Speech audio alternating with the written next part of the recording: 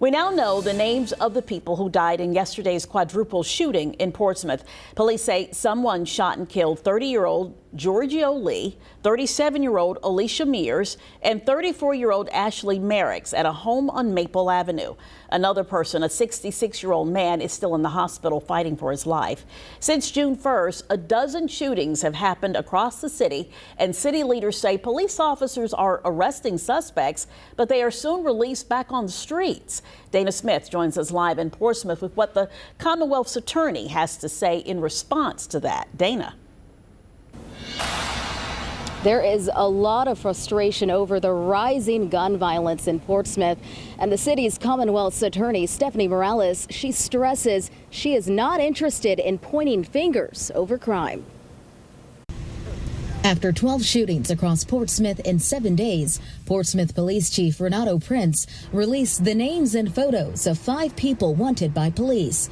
He said police officers arrested all of these men before, but they're back in the community. Portsmouth Mayor Shannon Glover said suspected offenders should not be released so easily. This is a problem in terms of the courts, the legal system, and how they handle these situations. It's really out of our control.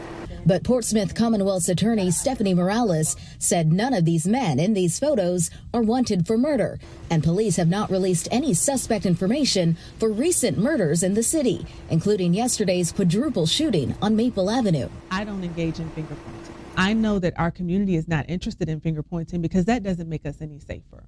The warrants for these 5 men include possession of a stolen vehicle, probation violation, aggravated malicious wounding, robbery, and gun charges. The murders that we've seen over the past 2 days, a good number of those, there have been no suspects identified for those murders. So people are also confused too about the faces and the names that they've seen and what relationship they have with the murders that they're very concerned about that happened over the past 2 days.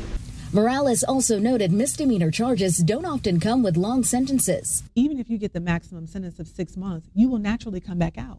And she said her office can only successfully prosecute and convict when there is sufficient evidence. Or if we don't have witnesses who feel safe enough to come forward, then we will have problems prosecuting these cases. But what does not help is finger pointing. And Morales said she continues to push for a witness protection program to better protect people who come forward with information. I'm live in Portsmouth. Dana Smith, 13 News Now.